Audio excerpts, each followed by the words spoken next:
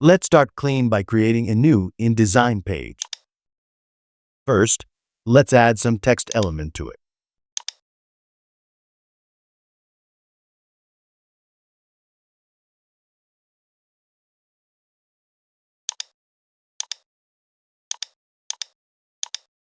Select the rectangle frame tool. Then create a rectangle at least the size of the page as follows.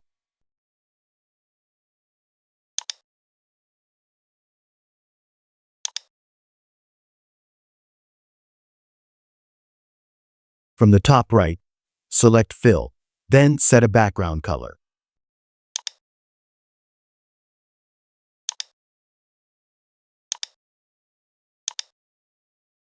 Right-click the rectangle, select Arrange, then send to back.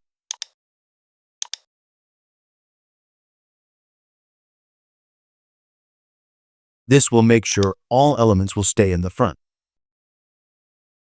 All done. Please subscribe